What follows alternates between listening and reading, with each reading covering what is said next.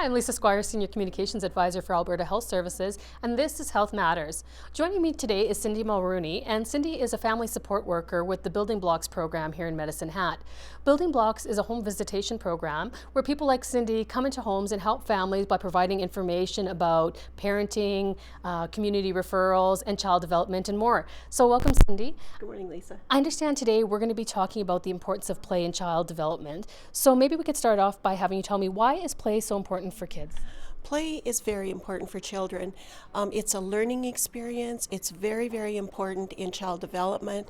We want the children to be able to interact with their environment, learn new skills, to interact with adults, to interact with their playmates, whether it be at daycare or in preschool. And we want them to learn communication skills, nurturing, and cooperation and sharing.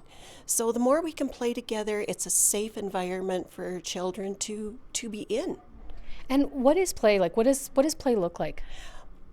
Play can be lots of different things for kids. It can be exploring, it can be running, it can be jumping, music, puzzles, discovering. And as I get a little bit older into the preschool years, they're doing more crafts, hands-on, cutting, coloring, tracing, singing is one. I think we talked about dancing and music, sorting, counting, building. We could just about call anything play if the children will interact with it and if it's safe. And what would be some examples of play for different age groups? Okay, the children that I work with are newborn to 6, so I did bring some things here for our 0 to 1-year-olds, which, you know, rattles are important. There's noise, they can make music out of rattles. We have this little guy, again, there's noise. There's different textures on this little guy. We can hang him, it's bright, there's colors, there's shapes. Our texture ball, our little ones, it's important that we expose them to different textures, whether it be through play or whether it be through food and that. Even your microphone, they would enjoy touching that microphone too. And as we progress, then we have the toys for our 2 to 3 to 4-year-olds in this area. And again, it depends on the development of the child. We want kids to be able to stack and group. Lots of activities we can do with this one. We're talking about shapes, we're talking about colors, we're talking about on, we're talking about off. Same thing with shape sorters. We're hitting on shapes again here, we're hitting on colors. And again, there's textures on the different shapes for this. And then we progress to the little bit older children. And you've noticed I have preschool I Spy game there, which is, it's a little bit more difficult, but of course we're working with 3 to 5-year-olds.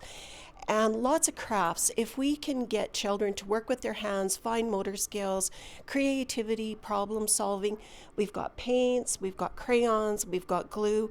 Not that they can't be used for this age group, but these are the kind of things they're going to start to do in preschool too. Trucks, baby dolls, dishes to set tables with. So all those life skill learning things that we do when we're older, but we're teaching when they're younger, and it's play for them. And what should caregivers or parents keep in mind, like when they're choosing activities or toys for their kids? I think we just really need to remember that toys are very, very basic. Whether it be a toy we buy somewhere or whether we go to our cupboard and we find empty yogurt containers and spoons, it's still a toy. And we can make music with it. We can put things in it. We can make shakers. We can hide things in it. So it doesn't matter the age. It just matters where this toy fits for the development of the child. You know, you offer kids anything and they're going to find a way to play with it. But it's really important that we interact with the children and we make play fun. That's the way they learn. So I guess the biggest thing is play is a child's work. It's their job. That's what they need to do. Great. Thank you so much, Cindy. And thanks to all of you for watching. I'm Lisa Squires, and this is Health Matters.